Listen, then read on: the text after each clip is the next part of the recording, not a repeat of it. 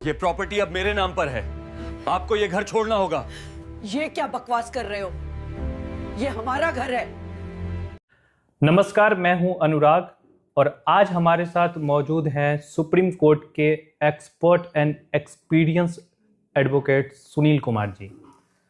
आज हम बात करेंगे एक ऐसे टॉपिक की जो कि सिर्फ कानूनन नहीं, इमोशन से भी जुड़ा हुआ है। एक माँ अपने बच्चे को 9 मंथ पेट में रखती है। एक बाप अपनी इच्छाओं को मारकर अपने बच्चों को भविष्य बनाता है।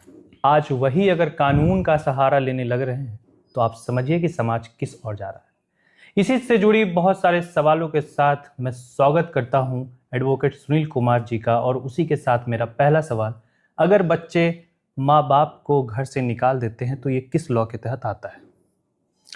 देखिए, हमारा भारत ऐसा देश है जिसमें गार्जियन, बच्चे और वाइफ का बहुत महत्व है, लेकिन इस पश्चिमी सभ्यता ने बहुत दूर तक इसको तोड़ने का काम किया है। फिर भी अब उसके लिए सहारा कानून का लेना पड़ता है। हम आपको सीधे बता देते हैं कि इस स्थिति में आपको maintenance and welfare parent and senior citizen act 2007 जो है आपके इस में रक्षा करता है। इसमें आपको रक्षा के लिए बेजाप्ते आपके लिए 2007 में कानून बनाया गया है। जो बच्चे अपने पेरेंट के साथ गलत व्यवहार करते हैं, जो बच्चे अपने पेरेंट को घर से बाहर निकाल देते हैं, जो बच्चे अपने पेरेंट को देखभाल नहीं करते हैं, और उसमें बहुत सारा चीज़ तो ऐसा होता है कि बच्चा पहले पेरेंट को अपने झांसे में, समझिए पेरेंट को झांसे में लेके गिफ्ट करवा लिया, डीड करवा लिया, और उसके बाद उनको घर से निकाल देता है। तो ऐसे स्थिति में क्या होगा अगर बच्चे माँ बाप को घर से निकाल दें? देखिए, अगर बच्चा, हम सभी पेरेंट के लिए एकदम क्लियर कट में बता देना चाहते हैं कि आपका प्रॉपर्टी पे आपका पूरा हक है जब तक आप जीवित हैं।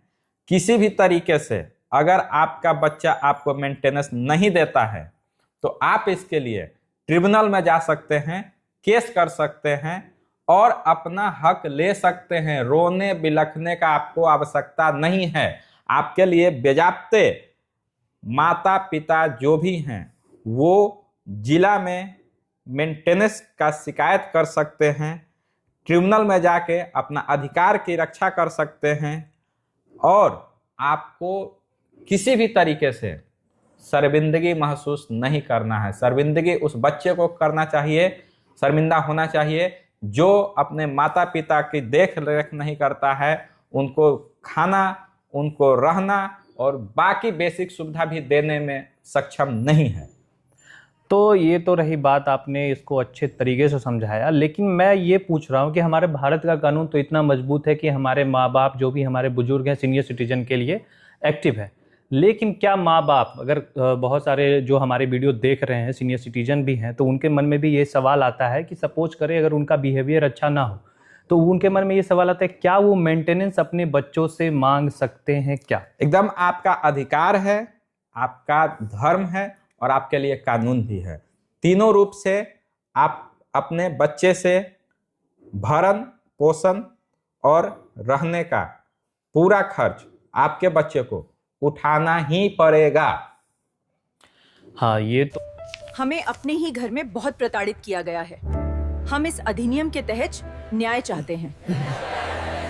तो बहुत अच्छी तरीके से इन्होंने बताया कि किसी भी बच्चे को जो है अगर वो उस तरह की चीज़ें करते हैं तो उनको उनका मेंटेनेंस उठाना ही पड़ेगा। लेकिन एक सवाल जो हमेशा से सबके मन में अभी आ रहा होगा कि वो ये है कि अगर माँ बाप ने अपने बच्चे के नाम पे प्रॉपर्टी कर दिया पहले ही, अब वो बच्चा क्या कर रहा है कि अब उनको जो है घर से वो निकाल दे रहा है।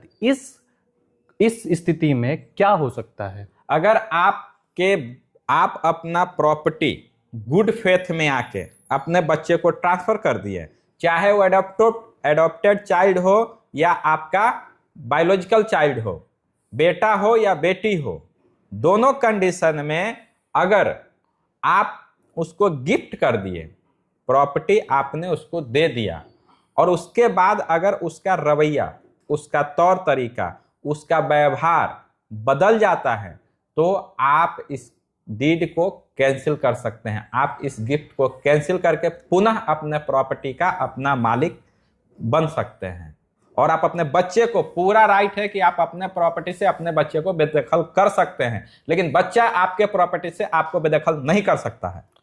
तो देखिए, बच्चा आपको आपके प्रॉपर्टी से बेदखल नहीं कर सकता है। मैं अपनी जमीन का मालिक हूं और इससे ज्यादा खुशी की बात क्या हो सकती है। तो ये आप जान लीजिए, जो भी हमारे वीडियो को देख रहे हैं, कि अगर आपके साथ ऐसी कोई चीज़ें हो रही हैं जिसको आप बार बार अपने अंदर सोच सोच के पागल हो रहे हैं कि इस सिचुएशन को कैसे सुधारा जाए, तो अभी हमारे एडवोकेट सुनील जी ने आपको इतने अच्छे से बताया कि इस तरह का सपोर्ट लेके आप ये कर सकते हैं।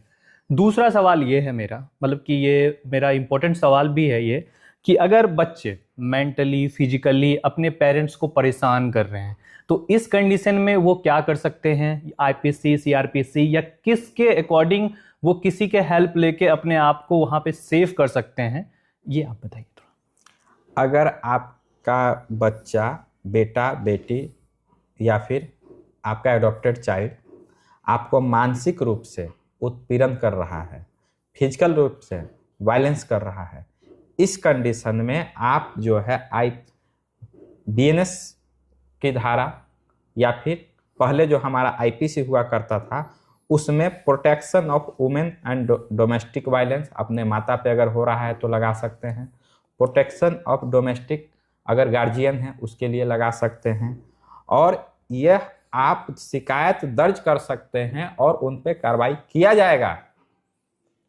तो देखिए, अगर ये वीडियो आप लोगों ने देखा और आप लोग कोई भी अगर ऐसे हैं जो इस सिचुएशन से गुजर रहे हैं तो उनके लिए ये कानून की एक एक पॉइंट्स थी जिनको आपको समझना था और आपको इस चीज़ को समझ के अपने लिए अपने आप को सेव करना था।